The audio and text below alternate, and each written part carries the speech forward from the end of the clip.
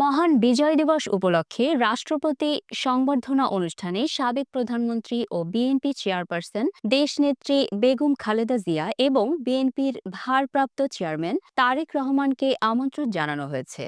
বুধবার ১১ December BNP chairperson দেশনেত্রী বেগম খালেদা জিয়া ও ভারপ্রাপ্ত চেয়ারম্যান জনাব তারেক রহমানের পক্ষ থেকে দাওয়াতপত্র গ্রহণ করেন বিএনপির জাতীয় স্থায়ী কমিটির সদস্য ডাক্তার এজেড জাহিদ হোসেন।